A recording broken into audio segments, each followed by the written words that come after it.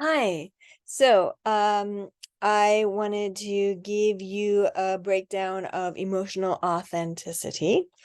I just came from like a workouty thing, so that's what's happening here. So yeah, so this is for you, Christy, and for you, Jennifer. Emotional authenticity. Here's, first of all, let's put it into context here, right? So the context is that this is the skill set that the more you work and the more you grow, the more will come into you, because meaning the more you will be open to receive, because the more you work this skill set, the more you're going to be seen, the more you're going to feel heard, the more people are going to go like, oh, you'll hit people's radars like that. Emotional authenticity. As I said, there are three components. I realize I identify I am having a feeling. I'm having a feeling. I display that feeling somewhere on my face. I'm having a feeling. In my body, I'm having a feeling. And I communicate it at the appropriate level, as close to the moment as that feeling is happening as possible. Now, that could be English, or it could just be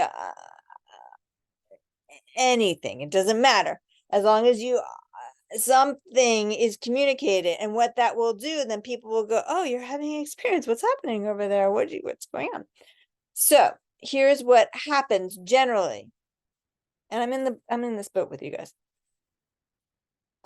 What will happen is people who have emotional authenticity to work on tend to be very sensitive and nurturing caretakers just by nature. And in that, the what's in that sensitivity energy just automatically goes to someone else. You might know what someone else needs before they know what it is. You might be able to take care of what it is they need without them talking about it or asking. You'll just know. You're there. You can feel. You're there. You're super feely, super sensitive. So here's what it looks like. Let's say we meet at a party. And hi, I'm Lynn, I'm talking to you, and we're having an interaction, and then I become exuberant, and I do something, I say something that crosses a line with you, and you feel uncomfortable, but you don't tell me you feel uncomfortable because you don't want to rock the boat, our common person who introduced us, you don't want to upset that in any way, you don't want to, and we're just meeting in a party, so it doesn't really matter, it's okay. And so, and then our interaction leaves, is over, and I leave going, oh my gosh, Christy and Jennifer, they're awesome. And you guys leave and you're like, Lynn makes me uncomfortable. I don't want to see her again. But we're in the same social circle, right? So, oh my gosh, I just saw her again, and there it is again. I come over, I'm exuberant, Christy, Jennifer, oh my gosh, interaction. I guarantee you will cross that same line again because I don't know it exists. And uh and uh and you will have the exact same response, but it will be harder it will really register this time. And I will leave that interaction going like, I'm going to invite Christy and I'm going to invite Jennifer to all of my dinner parties because they are now my new best friends. And you each leave the interaction going, if I never see Lynn again, that could be soon enough for me. And then you get in your cars and you drive away. Person in front of you doesn't turn on their signal, and boom, all of the feelings that you have been feeling come to the surface, and you very full, energetic, emotional response to what is going on around you. As a matter of fact, your ouch is bigger than the pinch, and it's full and it's fun. This feels like authentic emotional response. But here's the thing. It's when you have stored the little things that weren't expressed, and you store them and you store them and you store them. They don't go away. They just end up attaching themselves to all the other ones until finally there's some last trigger thing that allows it to all come to the surface at once. The unexpressed little ones.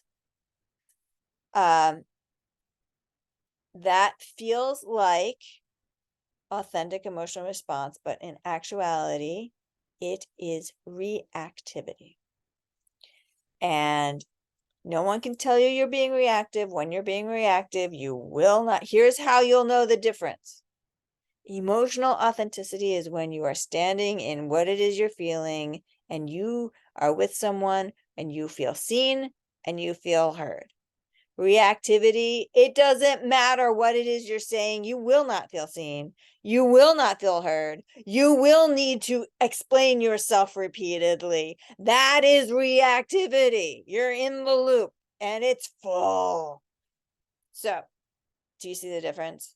Do you see the difference? So here's your mission if you choose to accept it. It's entirely up to you. Because you are so sensitive, what I would encourage you to do is to start to understand where you end and where the rest of the world begins. And I've been told that energetically, we have like a 3-foot diameter energetically around us as beings. We were taught during the pandemic a distance of 6 feet so we can actually feel that. But I'm wondering if you can actually start to feel if someone comes within your realm of your personal space.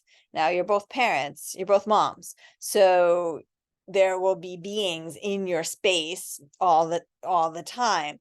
But maybe out in the world, outside, if you venture outside anymore, in whatever capacity feels right for you, you can start to feel what it feels like when someone is actually in your personal space.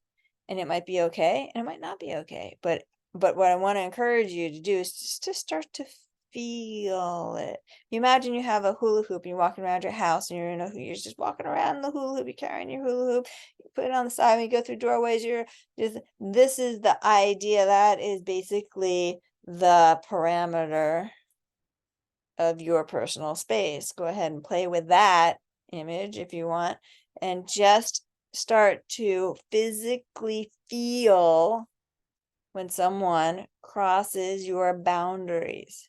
And then the same thing, start to physically feel when someone crosses a line. I guarantee you the majority of the people who cross the line cross it because they don't know it is there.